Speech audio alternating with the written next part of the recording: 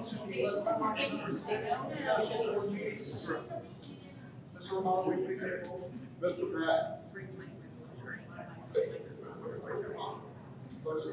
Mr. Rudy. Yes. Mrs. Johnson. Mr. Tillman. Yes. Ms. Samuel. Yes. All present. Next, please join me for the pledge of allegiance.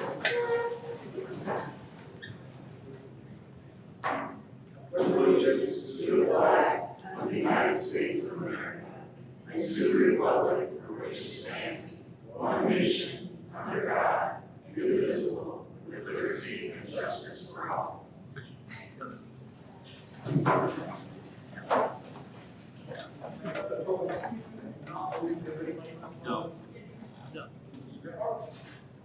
Moving on, national facilities plan. Mr. Romano, fill the slides. Tonight, as we come together, it's kind of a moment of marking an ending and possibly a beginning. The ending really is an ending of a lot of discussion, research, feedback that we started back in 2021 when we were finally able to take our masks off a little bit and come sit in rooms and discuss the challenges of the district. We discussed, first and foremost, safety and well-being of our students and our staff. We talked about educational needs and modernizing and updating the student experience. And then that quickly led to purpose and design of school and this big topic of facilities that we are wrestling with now. But I want to say, and I guess I need to pick on. What's that? Let's see. Yes. I'm extremely proud of the cabinet team for the work that they've done, starting with Ellie Preston as kind of the keeper of all things, keeping the main thing the main thing. We've been able through this entire process to keep teaching and learning at the forefront of our work, to make everything driven based on the student experience. We're not talking about brick and mortar first, and then, we'll figure out later what we'll do inside of there. We talked about what needs to come to life inside of our schools, and that's thanks to Ellie's leadership and the strong team that supports her. And with Randy Gephardt, his work, working with Chuck and a whole team of people behind the scenes to really dig in and vet, to look deeply at every single building, analyze what is working, what is not working, getting feedback from our community through the town halls. It's been an extremely comprehensive effort that he has led to get us to this point. And Dave Foltz, as his role, he's up feeling all tonight, so you have to leave us. His role really is keeping us in tune to the enrollment projections. It's a very tedious process. It takes a lot of analysis and deep work. It involves working with all our counties to ensure that we know which developments are happening, what's in the ground, what's coming up, and shuffling and prioritizing, and it's incredible work. And as you all know, Dan, his work to look creatively at how we can operationalize our plans very effectively, stretch our dollars, make the most of our per pupil spending, and then to look to the future, to plan out to 2030, getting us all thinking ahead, knowing our challenges ahead of us, and coming up with at least 3 different options for financing this possible plan. So I'm incredibly inspired and impressed with the core team, and as you all know, there's a ton of people all around them, as well as the consultants that we work with, as well as their teams that have dedicated tons and tons of time. Really, Randy and I were saying today, we've been talking about this pretty much daily for the last 18 months. So I just want to commend everybody for their efforts. And thank you, because as part of this master facilities plan and our strategic plan, we committed, one of our goals was to ensure that every student has necessary resources, access to a safe, welcoming, and modern learning environment. You guys put that into place when we voted for this in May of 24. This was developed in part by our Citizens Advisory Commission, who influenced this work, as well as the CAT team, as they did their due diligence. And it's just incredible when you see lots of different people coming together on a topic, because I believe when you do that, you get the best result. And we've had a track record of just building that momentum, building the time where we brought something together and listen to one another's voice and everybody's comment. So thank you for making facilities and planning for the long-term Western a top priority. Thank you you on behalf of the Student Family Center. You know, the vision for our plan is to create lifelong learners who are prepared for anything and do something. And in this plan, there's a strong focus on core foundational knowledge and leadership development. There's a component that is about learning beyond the walls of the school with WC Your Future. It's about students having experiences that ignite what's inside of them, that helps them see their true potential, to rule in things they might want to do post high school, and rule things out so that they can make really smart choices in the future. And this plan also reflects our partners of the Whole Learner Network. These are our partners in our community that help knock down barriers for students to make sure that they can be school ready, so that as a system, we can make all of them future ready. And for every student to be able to walk this path, to be able to make their own choices and have an innovative learning experience, there are certain things that we have to do as a district. And so recently I've been using the cheat as kind of a metaphor for the district. There are certain things that have to be true inside of our system in order for every student to blaze their own trail. These conditions, that we call them, are represented in the 4 types: modern learning model, modern learning environments, modern educator workforce, and modern family and community partnerships. And as we know right now, all these aligned together are going to create success in our school district. And we have certainly made tremendous progress in many of these areas. But our greatest challenge right now is really that we have a flat tire. We have one area that seems to pull us back. Each person in our school district right now, each student has a different learning experience based on where they live. And that's not something that we shy away from, that's not something we're proud of, but it's something we think is important to talk about.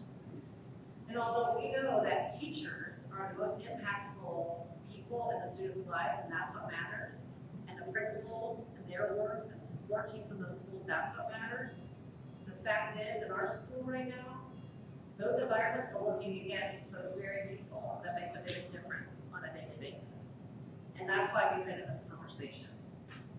And we're proud to say that in 2010, we were able to build 2 new schools. We had Amelia Elementary and WT Elementary.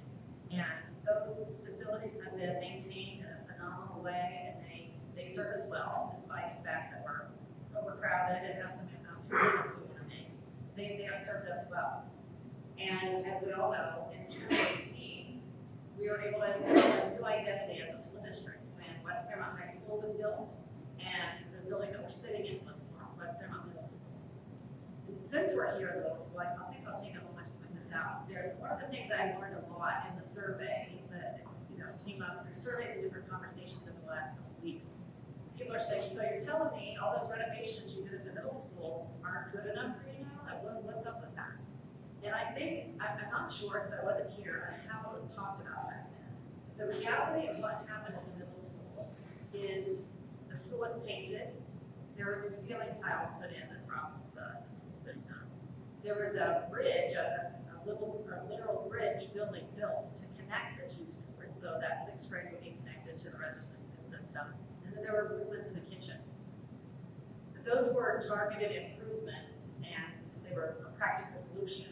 They wasn't an overhaul and what we would call renovation. When we talk about renovation, that's more about what we talked about in Clermont Elementary a few years ago when it was brought down to the bones and then rebuilt back up.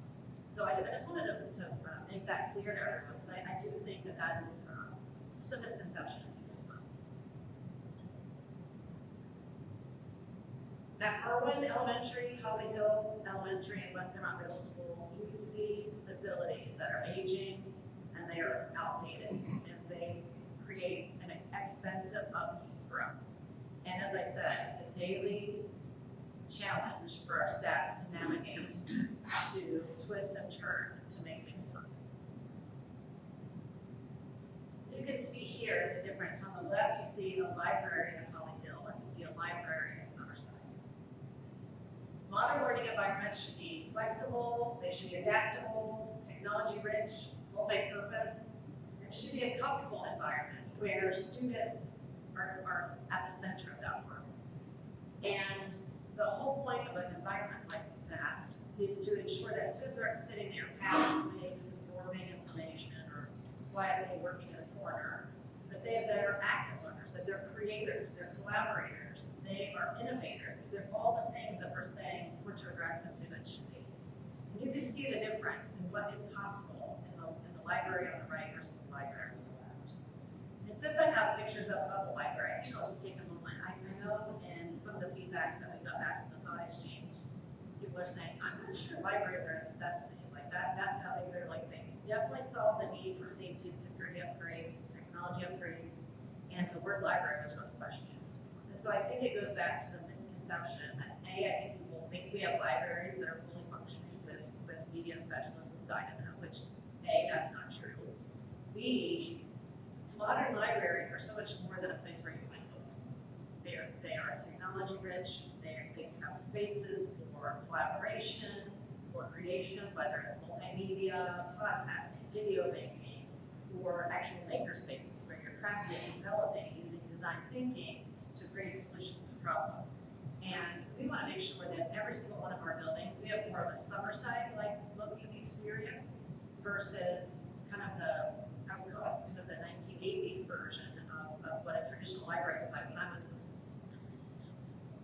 So just want to point that out, because those are some of the things that came up as we used the word library in our approach, and it was really because we knew everybody would understand that. We aren't here just to remake libraries. We see some much bigger potential to create a space in the school that is an attraction that kids want to get out of bed to come to.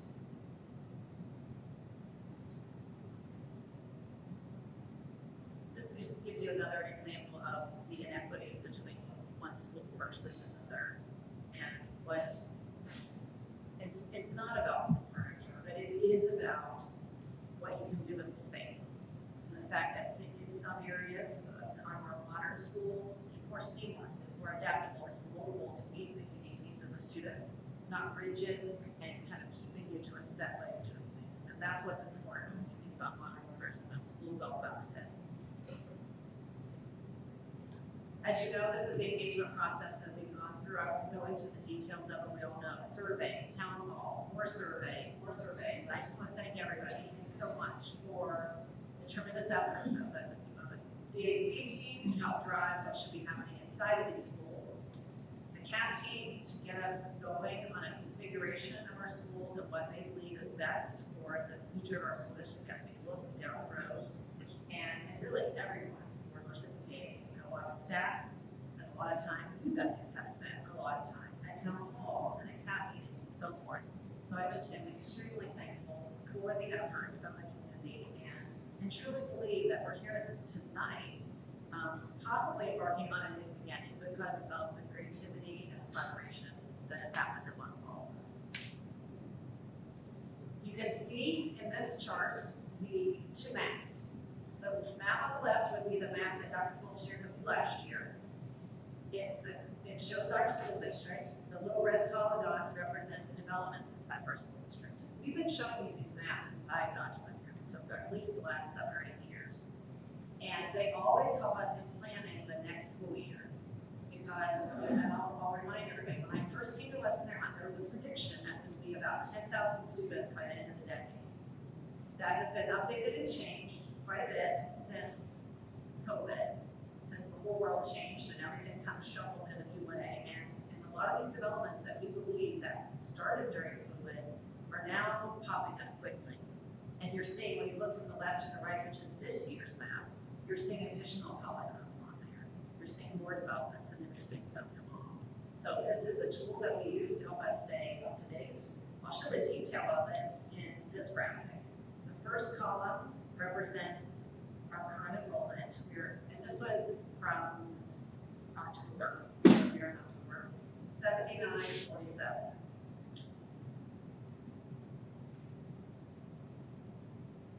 The model that we are using to plan into the future is the 2030 numbers. And that number is 92, 98. Am I reading that right? Okay. When I was just meeting with you guys on October 15th, we had a slide in there that said we're expecting to have 775 funded. In our most latest update, it shows we are going to have about 1651 more than what we have today. across our community, development, home development leaders, as well as economic development leaders and government officials. This growth is not slowing down, based on what everyone's saying, and this is our latest.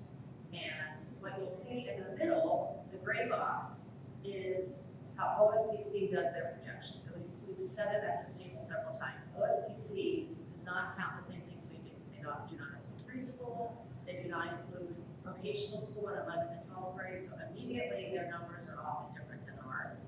And their numbers are a much more conservative approach than the moderate approach that we've been using very successfully for the last couple of years. So the big takeaway from this one is it's important to know the OFCC projections because that dictates the investment they will make in our project.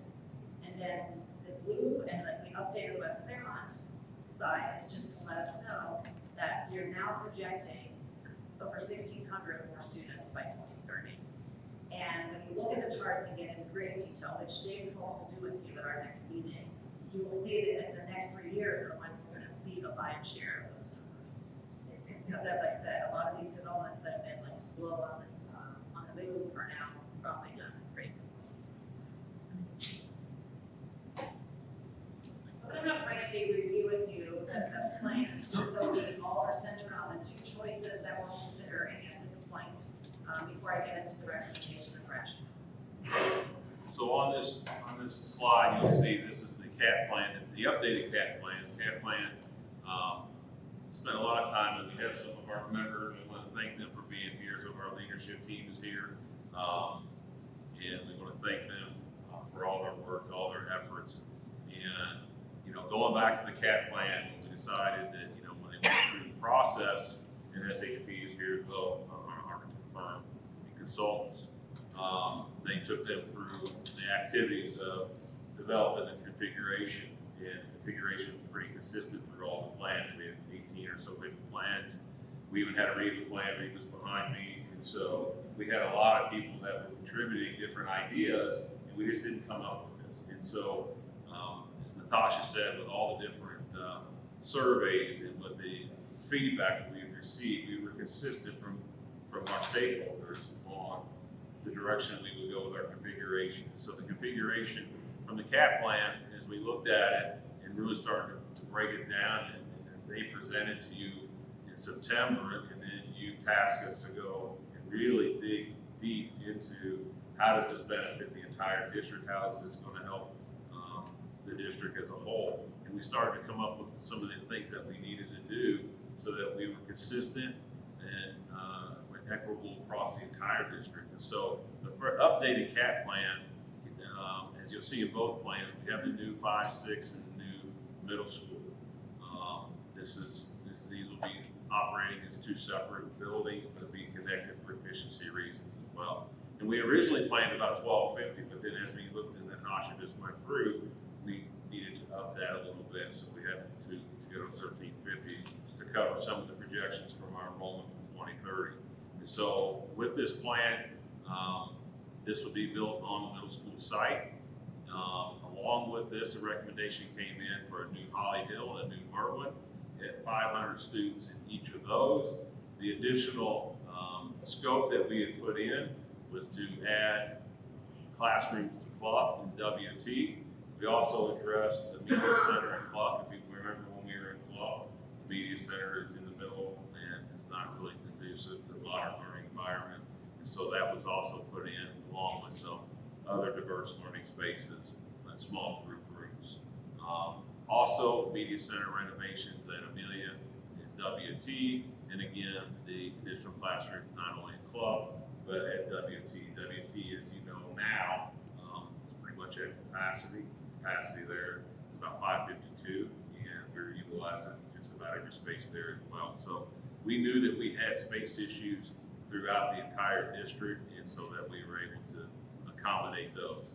And with this plan, with those updated CAT plan, with those additional scope items, then we came up with a total project cost. Now that dollar changed a little bit from the last time we saw that till now. This is the most recent updated, and that came in at $202,952 440 is a total project cost. The breakdown on the state share and the local share, state share would be about 40 million, almost 41 million, and then the local share is going to be that 162. And I know we've talked about that 30%, and Natasha just talked about that. It's a funding formula that the OFCC does, and so that's where you get your state share. The more you increase your local share, the more you increase the total project cost, you're going to increase local share, and that state share is going to come down. So those are the things you got to factor in when you start to look at what is the local share going to be. As you continue, if you want to add more in, then that's obviously going to have an impact on your state share. So when we looked at this plan, this was the plan as an updated cap plan. And so after we looked at this, we then started to look at the dollars, we started to look at the costs, and we started to look at some of the other recommendations that came from OFCC.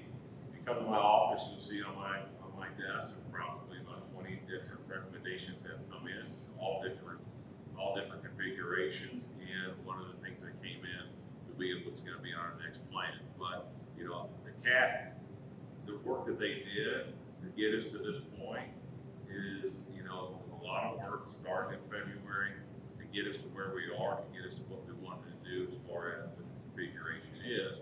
And then the choice comes down tonight as far as, okay, we've got this, but then we have another alternative plan that we didn't look at as a CAP, but we think that that is something that we want to picture in.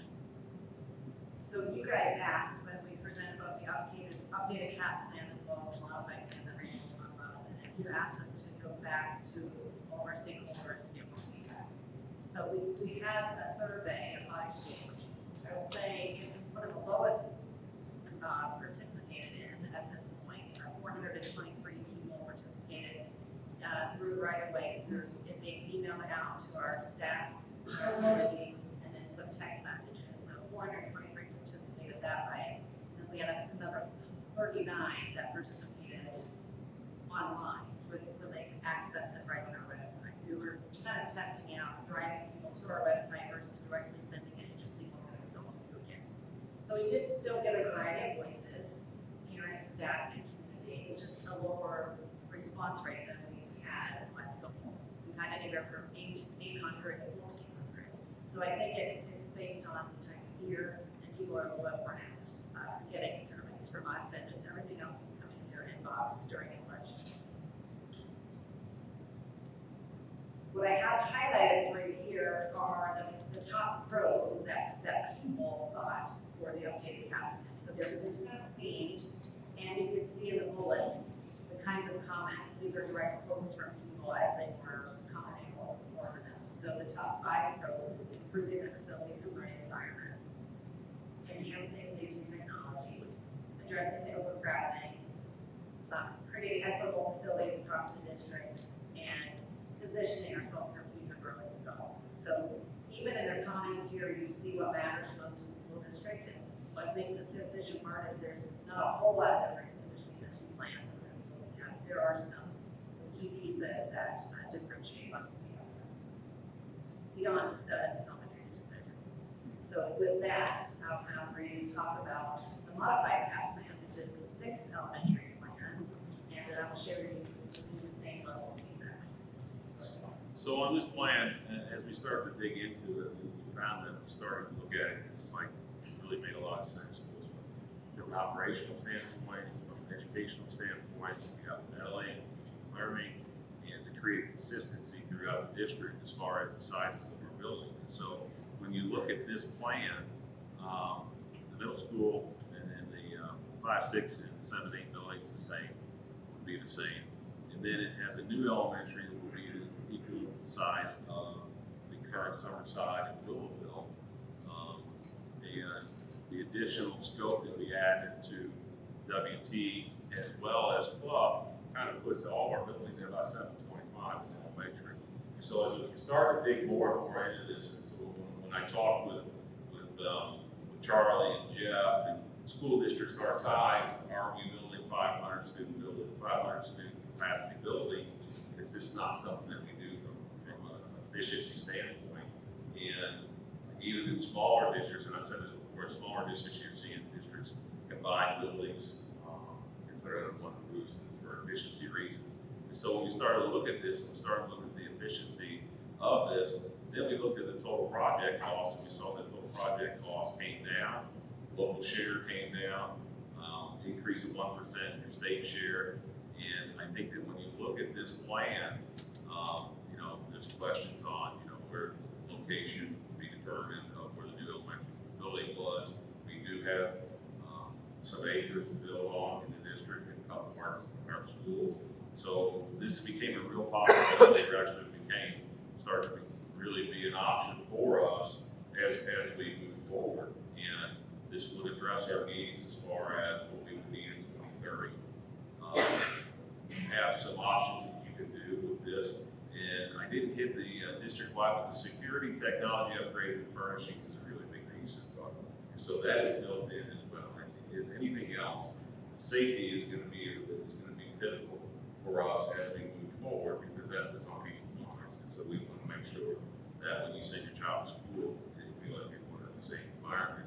So that's going to be district-wide. So that's built into that. It's also built into the other CAP plan as well. But I didn't mention that before, but I think it's really important that as far as security goes, this is built in both of our plans. The technology upgrades, as you know, technology is constantly changing. Its upgrades are very, very expensive. So we built that in the plans, as well as I think in the monitoring space and furnishings that we do have. This plan also has the classrooms added WT to Club. It has the media center renovations at $1 million in WT. It also has the media center addition at Club. So it addresses all those same issues. It takes us from 7 to 6. From an efficiency standpoint, from a consistency standpoint, you're going to have buildings of 7 to 25. Gives you a lot of flexibility as well. And then the question comes up, what do you do with the other two buildings? So you always have the option to demo, or you always have the option to keep those buildings. There is no requirement from OFCC to demo those buildings. So as we try to guess what's going to happen in 2033, and if you do have an influx of enrollment, you still are going to have some opportunities for spaces in the district. If we didn't keep those buildings, that would be a decision that we'll have to make as we go down the road. So it really does give a sense of security for the district with this plan, the new elementary, and have the option to keep the older buildings for future growth, for future needs of the building. It doesn't have to be classrooms, but it can also be wraparound services and things that we would need in the district as we move forward. So when you look at the total project cost for this, was 193, 187, 281. That's stickers out the door. So the state share will be 40. You'll see the state share doesn't move very much because they are on that formula of that 79, 37. I think it was somewhere in that range. They're going to stay on that. And so that's what you're going to be. So when you have that local share, that total project cost, as that comes down, that will increase your state share, and then your local share will come down as well. So when we look at the numbers make sense to us. The numbers look as though those were definitely something that we want to stay in the range of about 150 if we could. And it also gives us some flexibility down the road with some of our older buildings. And so this is what we came up with, modified CAM plan. I was trying to first, yeah, sure. It just came to my mind, and just that we don't know anything on that, all the or that. Yeah. I did just say this. Just key things that we need to do.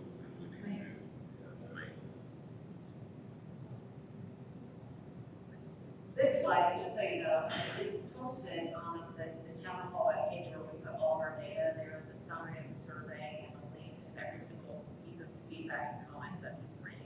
I just wanted to give some high-level feedback tonight. So the top 5 pros were related to cost savings in one, improved safety and infrastructure, equitable enrollment and resources, specialized learning environments, and modernized facilities. Those are some of the things that bubble up as most important to people. It helps to see that both of these plans solve our facility challenges. They they were both strong choices for the district to consider. And as I shared with you at the last meeting, there are, when it comes to our meeting our community values, there are a couple things that stand out in the modified CAP plan that you don't really achieve in the updated CAP plan. And that's related to the more opportunities for staff collaboration, less silos, in an innovative learning environment. Right now, there's a pretty big extreme difference between the amount of collaboration you can do at Holly Hill with such a small staff versus what you do down the street with a Neoga with a large staff. And so that is a differentiator that can make a strong difference in the education from it. Equitable, high-quality education. The modified CAP plan creates all buildings nearly the same size, as Randy mentioned. So when you deal with the same size, you can maximize your resources more effectively than you do in Maricopa, the split 500, and then some that are 650, and some that are 725. So that's a win. In terms of operational excellence, there are some cost savings that can be created through more efficient use of our buildings and staffing. And then finally, when we surveyed, neighborhood schools were like important people. We were asking them, would you prefer neighborhood schools or would you like grade level schools? Neighborhood schools rule the day. And both of these plans, neighborhood schools would still be in play. We would be changing from 7 to 6, however, income.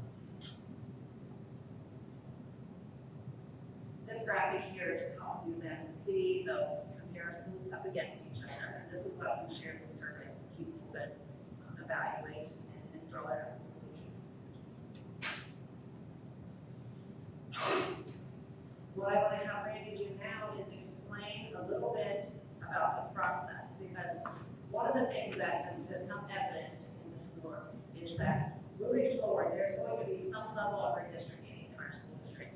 Each plan, and even leading up to the plans, represent a variety of, I guess, extreme versions of redistricting and redistributing students. And so we think it's very important for people to understand who is impacted and when through the building project. So, Randy, we'll take that away. So, we're in 2024-25, and as we would look at it for our ballot issue in May of 25, ballot issue were passed in May of 25. The design build timeline is as follows, as you can see. So when you want to think about the class of 2037, you believe 2037, they would be the first class that would be in the 5-6 building. Class of 2035 would be the first class in the new 7-8 building. And so as you start to think about it, as you start to talk with people out in the community and people behind me as well, like who's going to be impacted, it starts with that kindergarten class being the first ones in the building. I think that's important to know what the timeline is. And so during the first 12 months will be the design. And so the design period is when we'll really sit down and really do a deep dive into what is a laboratory environment, what is the work on, what do we want to see for our students, for our staff, and what do we want to offer our community. I think those during the design is a lot where you put on the front end, obviously, helps as you go through the process. And so that first 12 months after the passage of the ballot issue will be that design phase. A lot of time spent with architect firm, a lot of time spent with teaching and learning. I can't imagine the number of surveys that will go out. We'll do quite a few surveys on asking people what do they want to see, what experiences do you want to see for your child, what innovative ideas. We got to see what the high school is doing in an innovative space, and we can see that in our next town hall. And what are it's limitless things that you're going to be able to offer. A lot of that's going to be taking place during this 12 months, and that is a critical time to start to develop that. Also during that time, we'll be pushing our architects and our construction to start the improvements at WT. We talked about that scope. You still have to live in these facilities until you get to 2930. And so one of the things that's really vital for us are the improvements that we're going to make to WT, the improvements that we're going to make to Club, and then obviously throughout the district as far as technology, safety, and furnishings. And that can happen immediately as we start to plan for that. Because our hope is that that will happen in that 12 so that we will have those improvements completed by August of 26. In the meantime, we'll also be working on the construction of the new buildings. What does that do for you? What does that do for us within the district? We'll have a plan, Chuck and I and Natasha and Dan will have a plan for that increased enrollment. How are we going to address that issue from now until 29-30? That's when you start to look at modules, that's when you start to look at some of those short-term mitigations that you're gonna have to do to get us to where we need to go. So the faster that we can get those improvements made, creates more space for us in the district. So those can happen immediately once we start, or after the planning can start immediately after the passage of the ballot issue. And so our hope would then be during that build phase, we would also be moving, we'd also have a completed scope as far as the district goes, especially as far as the additional classrooms at WT and Flow. So during 26 and 29 is that construction phase.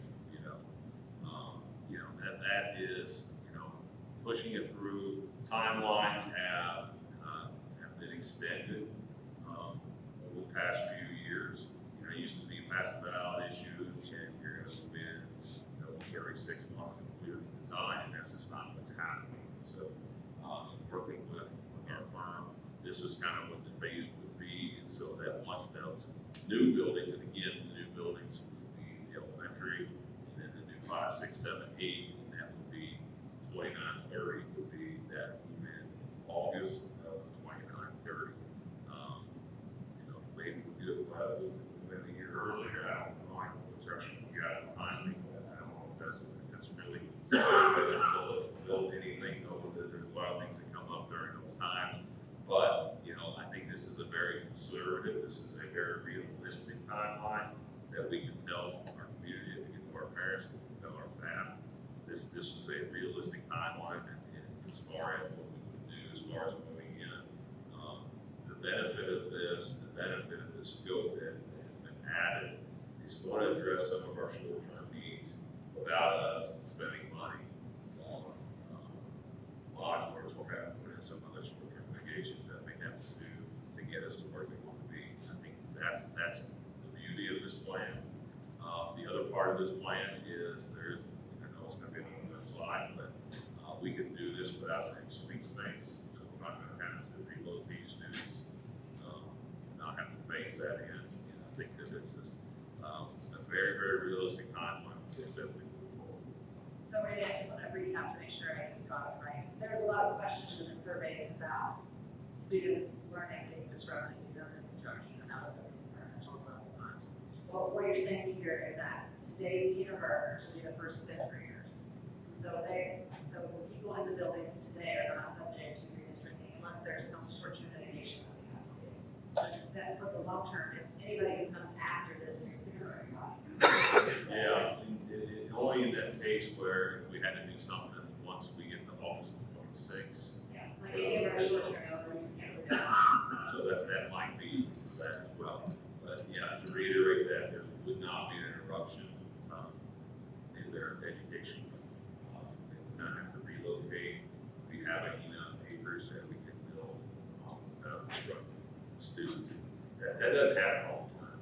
In any construction project, sometimes the swing space creates more problem. You dealt with that here, so what that means when you have the swing space. But I think that this plan eliminates that, and because we do have additional acres at a couple of our spa, a couple of our school where we do.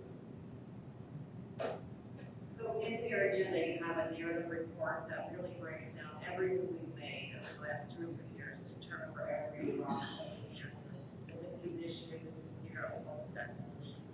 And we decided collectively, as a group, with your feedback and what we got back from the surveys, that it's important that we take a very conservative approach to whatever we go forward to do. And so that's in the first area is enrollment. Although we do have some predictions to continue to grow to 1,600, it's a projection, and we're not there yet. And so we want to make sure that we are thinking to the future, and each plan allows us to do that one better than others. And we're gonna stay in a conservative mode because one of the things that's true, and it's complicated to explain because of how OCC does their configurations, but they will base their funding based on that formula that Randy was referring to. Well, if we happen to grow at a faster rate, and let's say that's 15% based differently than what they project that we do, they will bring additional funds to the table. So there is a benefit for us to be very conservative in our partnership with them and to make the smartest decisions possible and not overbuild in this process. So I will share now the recommendation. As we take this conservative enrollment and financial approach, we recommend that the modified cap plan be the best step forward for the school district. This will require us to proactively plan for the future redistricting we just talked about. We recommend delaying the demolition of Clermont and Hollyville in case numbers are off in any way, shape, or form, that we have a mitigating plan that's built in that we can activate.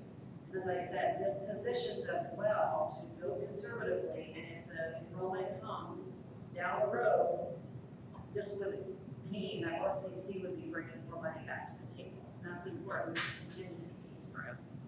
The rationale we talked about, I want to hit every topic because every bullet really represents a lot of time and a lot of inquiry and research and perception data collection. So first and foremost, this plan addresses inequity and inadequacy across our entire system. And it really does meet all of the assembly challenges and values. And at that top of the list is educational excellence. And the CAP plan certainly will allow us, not that both plans will be excellent educationally. There are just advantages when you're maximizing the resources in the way that these buildings will allow us to. Also, developmentally responsiveness. Creating a building that's configured and designed for the age group in which it will serve is a game changer. And I believe we can create one of the very best middle-level programs that exist in the state and in the country for our students, because we can specifically design for them based on what is needed inside our community, not just any community, and make it a very unique experience that is vastly different than a group of students who are put in a building that was designed for high schoolers. The cost was a top community concern and weighed heavily on our minds, and we felt going with the less expensive plan was the most cost-effective and efficient way to move forward. As I said, both plans maintain neighborhood elementary schools. We would not be going to grade levels except for at that 5, 6, and 7, 8 level. And although the boundaries would change, that the idea of neighborhood schools is very important in our system, and we would honor that. This plan equalizes the sizes of the elementary school, which, as mentioned before, potential cost savings, maximizing our resources, and staff collaboration is a game changer. I mentioned yesterday when I met with the staff across the system that we cannot reflect modern learning and what's happening in the world of working around us by staying in isolation and being private practitioners. We have to be collaborative, and our students have to be collaborative. And so we will set them up for success in ways that we haven't really been able to attain yet. There's also a benefit in this natural progression. I can remember one of my first times visiting Hollyville, being in the cafeteria and seeing about 25 to 30 fifth graders sitting around the table. And that same day, going to West Clermont Middle School, showing up in 6th grade, and seeing the massive amount of students coming to this building. It's quite a difference from going from a small 5th grade class of 30, 35 kids to coming here. So what you can see here is a natural progression of a school size of about 725, then progressing to a middle level of 1350, to then progressing to a high school. So it's much more natural, developmentally responsive, and as they mature, the building size will match their needs. This plan, as Randy mentioned, doesn't require swing space. There's no need to reallocate students, which also slows down the rate of construction. This is a huge benefit, just for seamless operations. We have a very strong track record in our district for combining schools and doing attendance boundary changes successfully. We listen to people, we ensure that we're listening to our staff, and that everyone is placed in order to bring out the best in their efficient, smartest ways of doing business as possible. But one thing I will say that I didn't include here that has come up in the survey, there are some staff thinking that the fewer elementary buildings that would mean a lot of staff cuts would be made. And there would not be needs in this plan to cut staff. We'd still have the same amount of students and that number is growing, so we'd still be cut staff. And if there are any efficiencies picked up along the way, that would likely happen through attrition, not by people losing their jobs. Because that's also something that Dr. Pulse is predicting is quite a bit of retirements over the next 3 to 5 years. And then the final bullet that I want to call out, we haven't talked much about this in this room, but it's something that our team talked about and something that we know we need to really put more time in as our work unfolds. And that is to commit to the school district to continue to explore alternative models of schooling.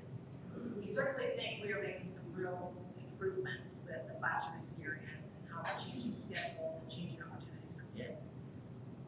But I still think there might be some options out there, whether it be online options for elementary kids, because we have some families that are leaving our school system in the early grades for online options.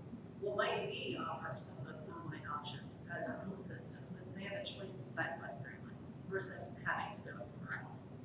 Or might we create a unique experience inside of our school system that would be a choice for teachers to opt into as well as students to opt into? Something that's vastly different than the traditional calendar and schedule that we have. These are things that in the time we've had, we haven't really been able to explore in depth. But if you think about it, it could create different, especially as we grow, create different ways of using our spaces and different ways of partnering with our community, homeschool families who just are looking for something different. And so that's what we want to add in there, is just to kind of plant that seed that this conversation, although we will certainly progress us to the next step, it doesn't have to end here as we think about what's best for students and how space and schools can be designed to best meet their needs. Any questions just about the rationale, anything that I need to clarify, or from the team, is there any rational element that I left out that we talked about in the last several weeks?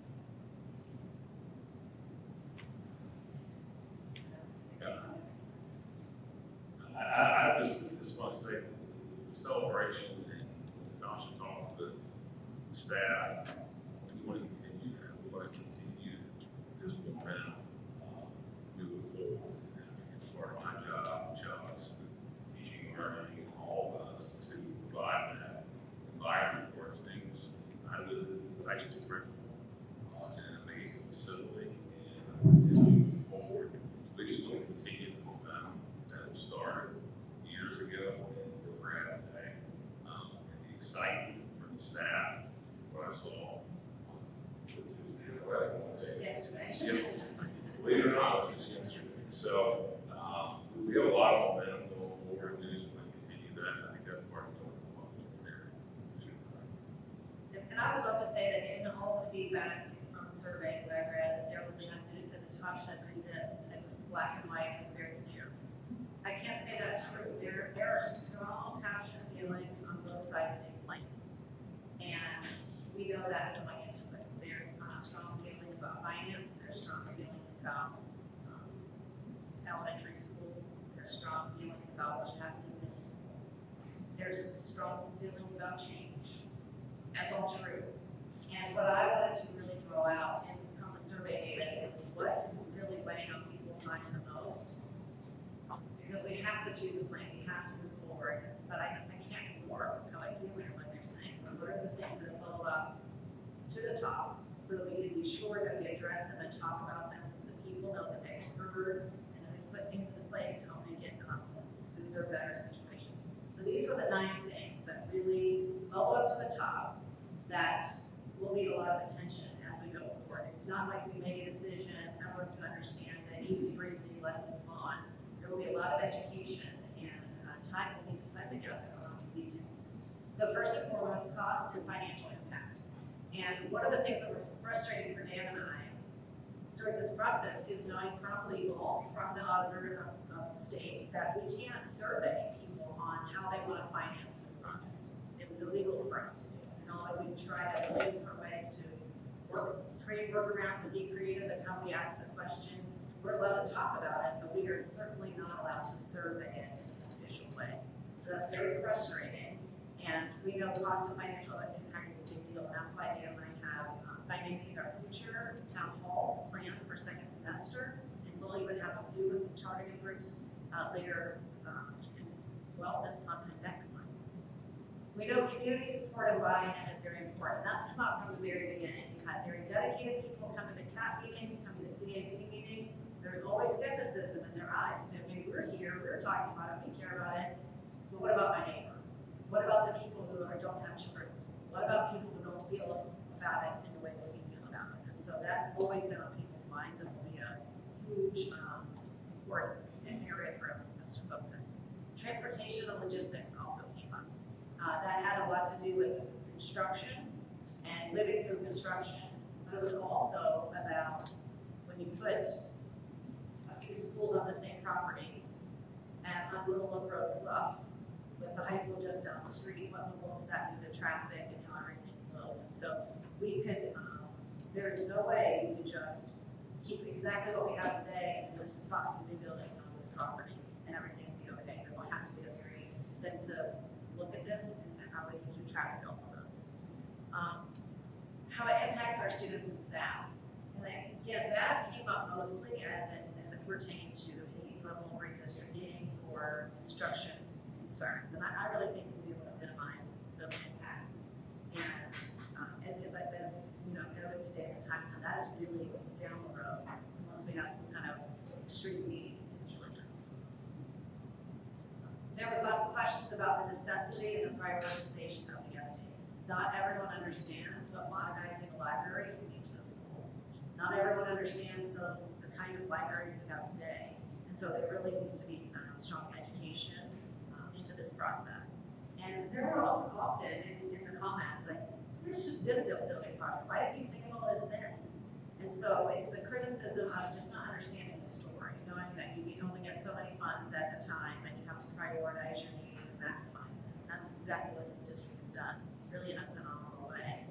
And conference, and so it was built. There was no additional community money added to that pot. It was maximized for the money that it was had. And so the only room that was built to the club project was a gym. It didn't add anything else. And that was all based on OCC guidelines. And so there are lots of nuances to why things have been done the way they are. And in my mind, we can't go backwards. We can only go forwards. And so we're gonna use the best resources we have and information to move forward. Redistricting and community disruption has been mentioned a few times. Potential overcrowding and larger class sizes. Really, I saw that comment as more just like not understanding the full plan and the fact that both of these plans would address this. And so, I just think there's more misconception and confusion there than anything, and less reality. Closing schools, obviously, an emotional topic and something of concern. And as I mentioned before, logistical issues of putting schools on us property and just the complications of it. So we would work as a team to begin immediately, after a board decision was made, to start focusing on reason how we can improve communication around these things, understanding, and ease people's fears and concerns. I also can't speak with you about reminding and creating kind of our script tonight. That it's just to say this enrollment bump is likely happening in the next 3 years. In fact, the lion's share of it seems to be in the short term. And so we want to be as smart as possible and we plan year to year to invest that money in things that are more permanent, not modulars if we can help it, and make the best use of our spaces. And so might that mean a targeted redistricting in an area with release pressure? Might that mean that Dr. Foltz, when he looks at what different building transfers, that he's able to relieve some pressure? Yes, we'll do all those things to make it the most cost-effective, short-term mitigation plan that we can. But I just want to make sure people know that some of these things may have to be everything. Finally, I'm going to turn it back over to Dan to review with you guys the finances and how this can be purchased and worked on for the long term, for what's best for this community. Tonight's vote is not at all about this at all. Like the vote tonight that will be asking for you is to say, does the superintendent's plan solve the challenges? Is it the direction that you want to go? It doesn't put it on the ballot. It doesn't address any of these things. It just helps us know that the plan suggested tonight is the plan we want to move forward. Oh, sorry. Next slide. Oh, sorry. Yes. One of the things that this district. Sorry. One of the things that this is facing is the community will feel like being pushed. You don't approve this is we are not doing that. We're simply making sure everybody's educated and everybody understands that we're not, so if you don't do this, then there was, this is what we have to do in order for us to move forward. Is that fair statement? Yes, it is. And it can be a variety of those methods. It can be just one of them. When I surveyed the staff, because I wanted their feedback to know like which, if you have to make which one would they like, and really not surprising. Staff didn't like any of the ideas except modulars. And Irwin didn't like the idea of modulars because they were actually living with it. So none of those are ideal, something people want to sign up for. But they would be short-term decisions that we may have to make to get through the bubble. And the biggest thing to note about it is that these are short-term decisions we have to make, and we don't have a master facility plan. These become long-term solutions.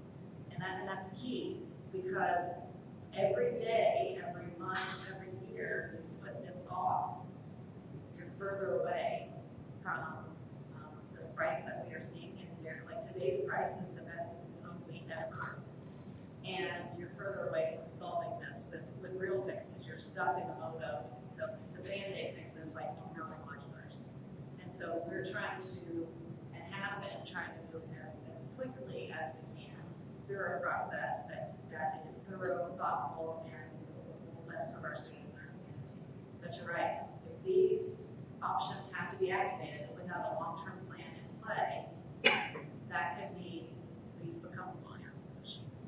And then the other thing that I'll say about this, there's a little bit of urgency when it comes to OCC's funding participation.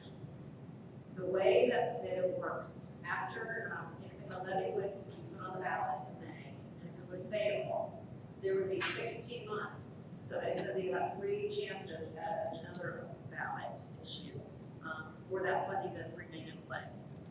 We are not able to bring our local share to fruition in that 16 months. We fall out of line, and we have to file a different phase of our partnership with OCC and then work back up to where we are today. So there is some urgency and there is some benefit to the decisions you guys have made that position us to even be in this partnership together. So thanks, Ron. Just to follow on that, probably a second cost issue to a second is, over the last year and a half, probably the last 12 months, I listed 7 different national background. The most recent one was today. You know, economists, they're sometimes all over them. But the one thing that was very consistent was every presentation that I heard listened to is that prices are not going to go down. They went up rapidly after COVID. They stayed there, and you're waiting for those prices to come down. The economists tell me that I don't have to push them. That's not going to happen. Things are going to level out, but they're not going to go down. That won't stop. They're going to stay that way in or possibly probably until so timing is important in all of this. So what we can do or start today, we look at the different ways and start 1 year or 2 years or 3 years. That's a projected reality that is there, and nobody has a crystal ball. We look at all the indicators, but everyone makes the fact that because there's no action. Now back to you, Dan. Right. As I said, this will not have any bearing on tonight's vote. You're not voting and making a choice. It just is kind of setting the table for what you will be making in your future if this is going forward. so the recommendation is really about, we had these meetings and we went through the work that we've been done, really about the last 18 months.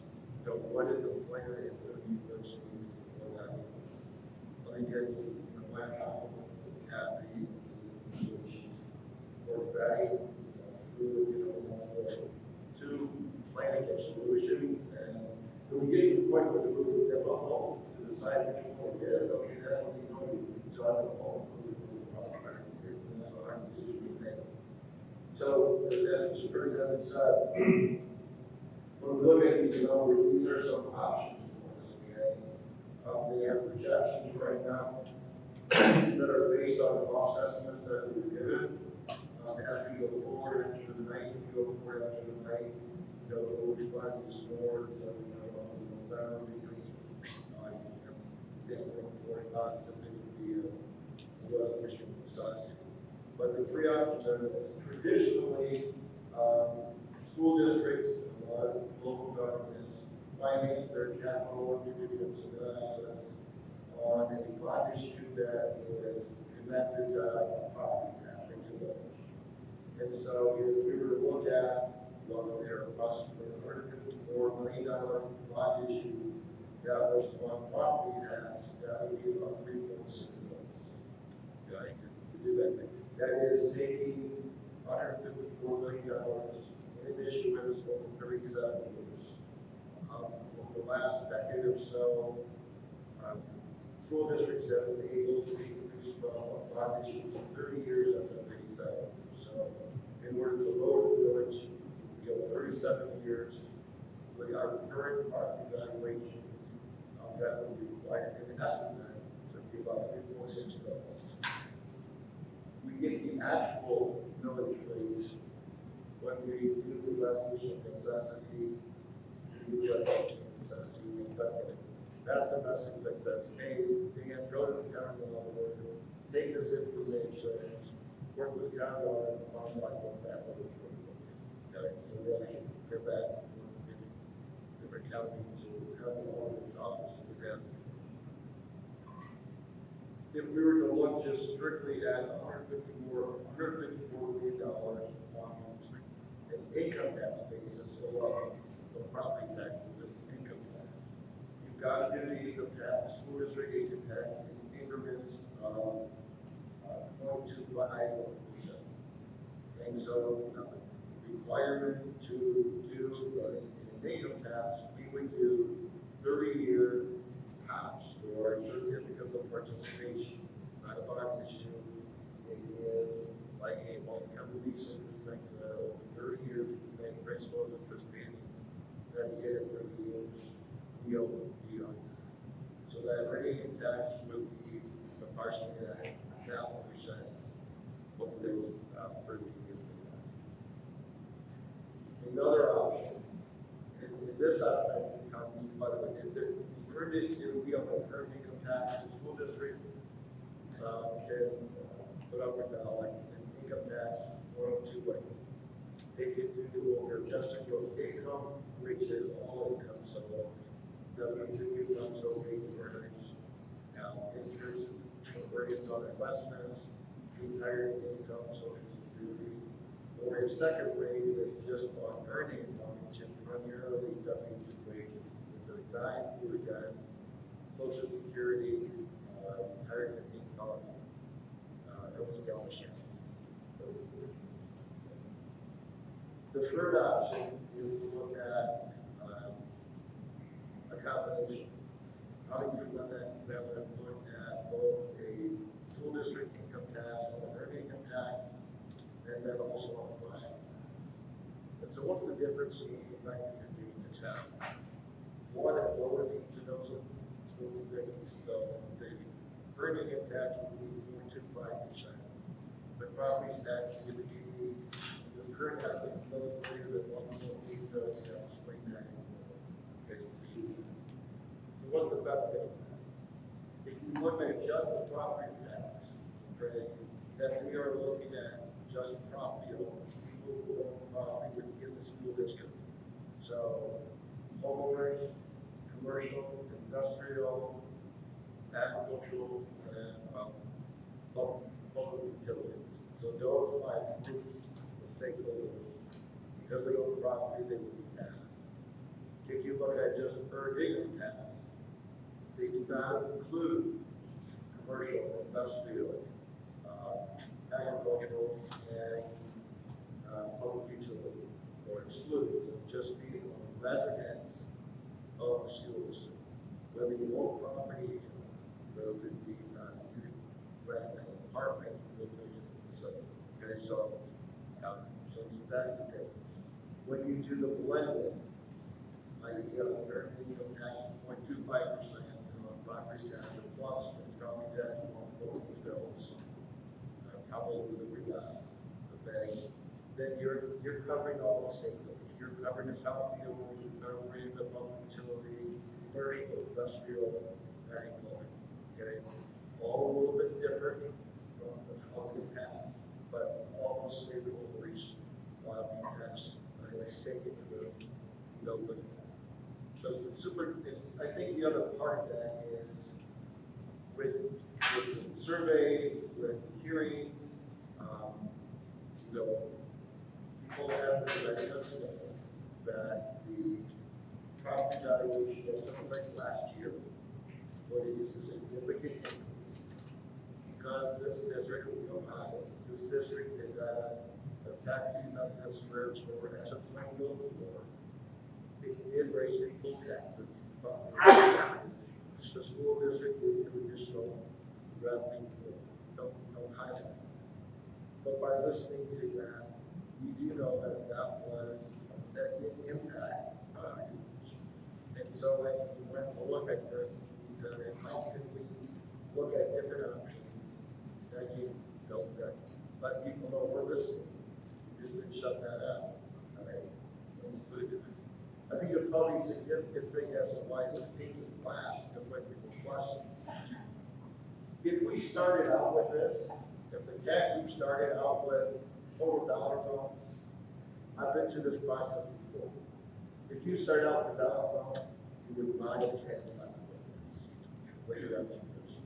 it would have been the opposite of the road that would have ceased things or the checkoff list of leads.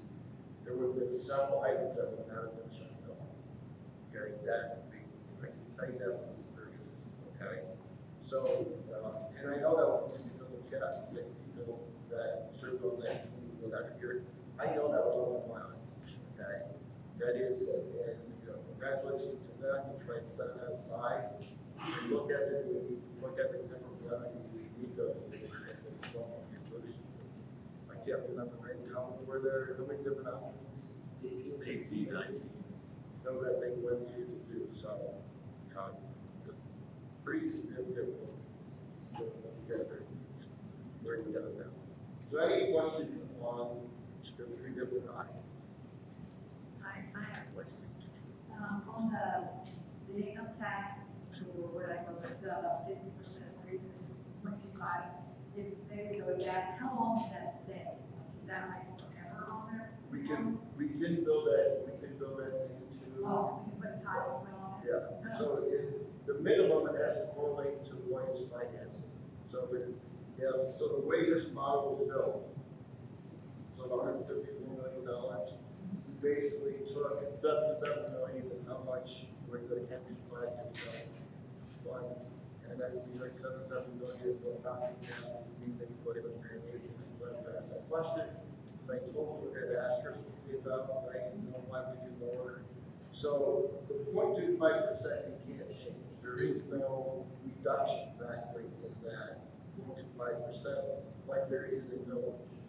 So as time goes on, okay, and every district has, and we have in village, that village will go, the property value will go up.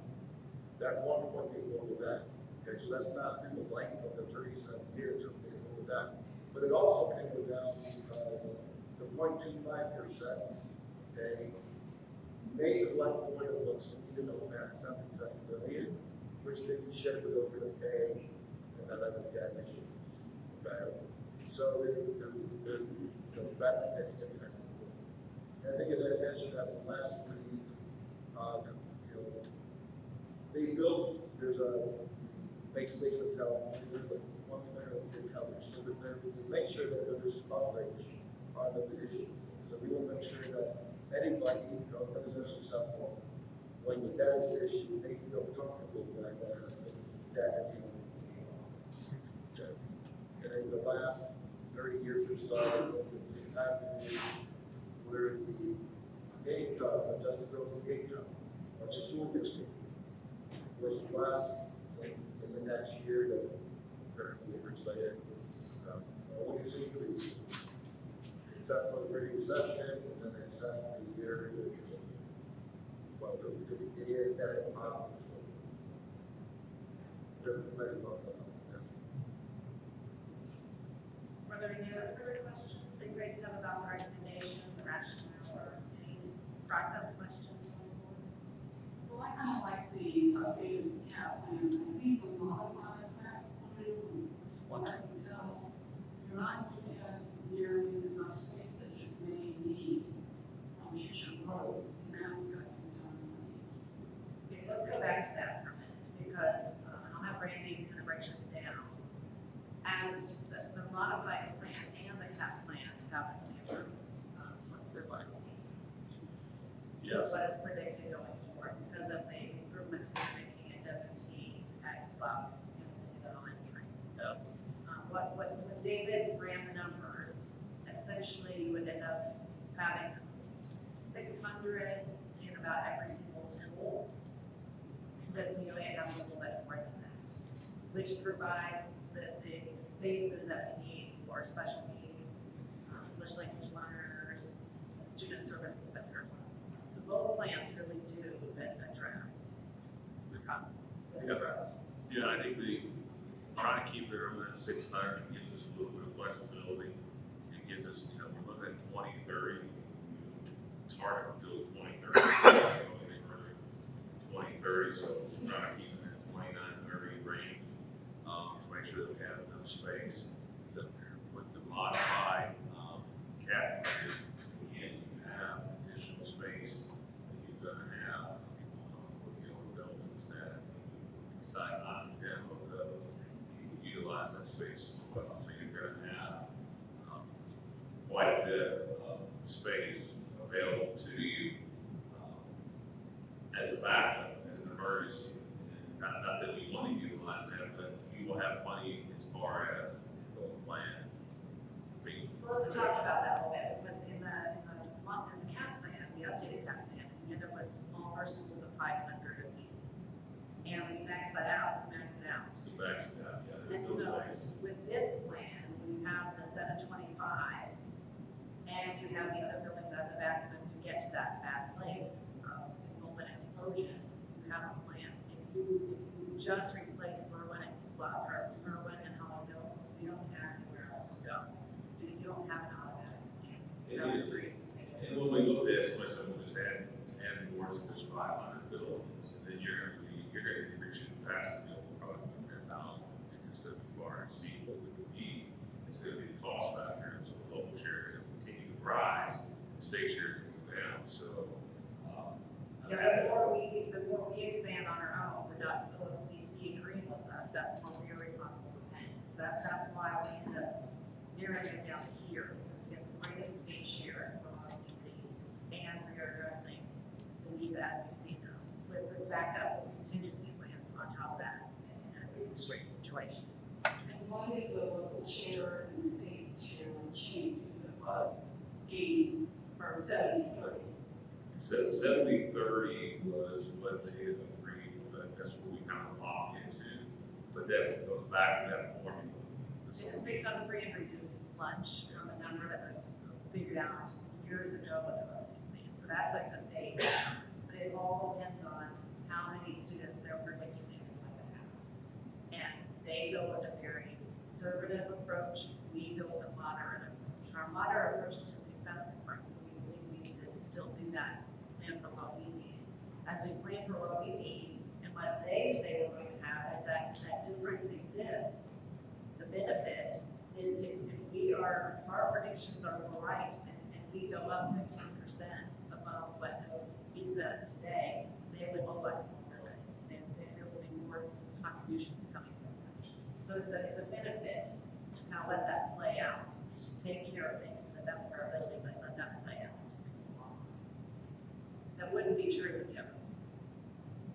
Did I explain that right? So that, yeah, so to go back, I think your two questions was in order, but with our enrollment projections, when we started out, you were looking at 2033.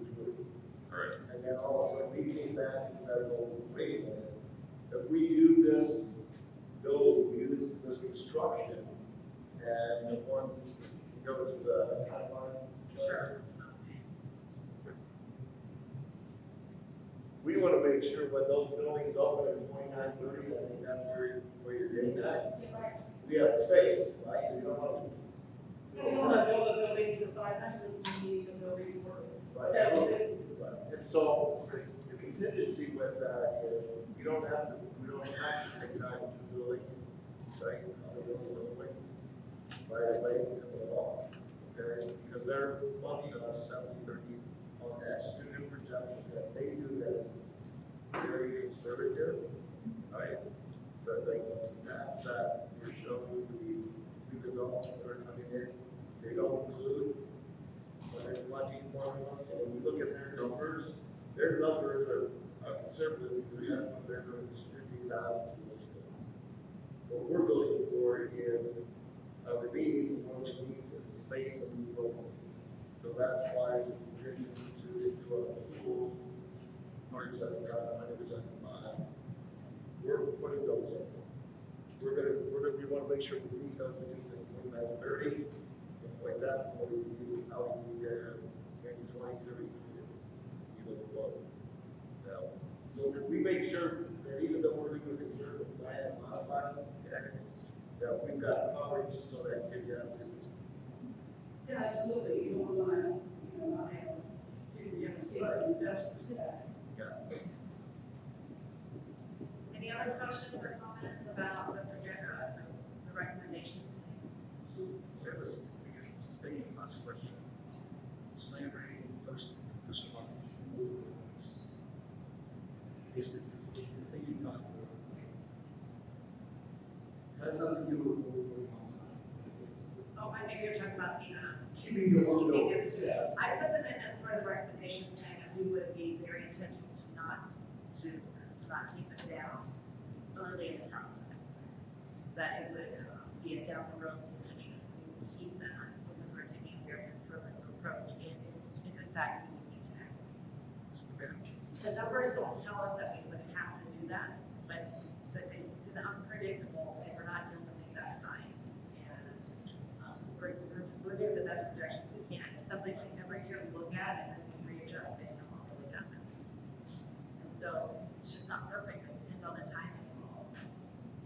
And so we feel like the best approach for the district is to be conservative in our approach and be smart about right sizing buildings and be prepared for what's next. And if we grow at the massive rate that they usually might, that's going to cause us to see a background competition. So we're not underdoing it, we're just not overdoing it. That's the best way to say that. We're not underdoing it, we're not overdoing it. And in the meantime, equalizing buildings and working all those other benefits, the efficiencies, collaboration, the maximizing our resources in the meantime.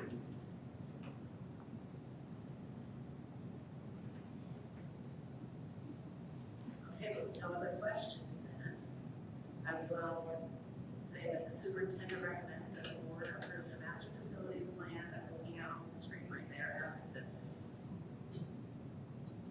Danny, please approve the recommendations on this motion. Thank you, Mr. Green. Is there a second? Is there any more discussion?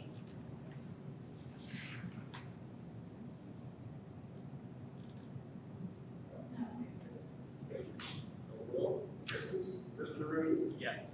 Mr. Shelton, Yes. Mr. Pat, Yes. Mrs. Spencer, Nice. Ms. Samuel. 5 yes.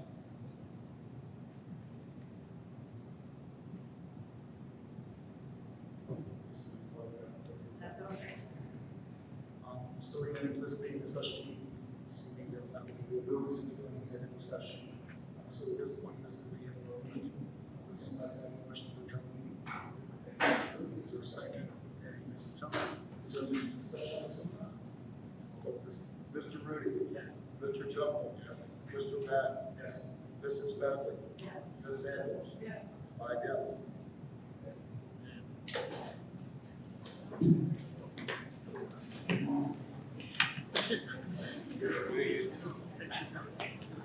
Yeah.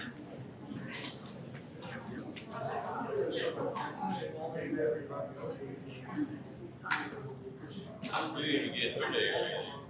Didn't even have, get a who day. No, who day. What's that?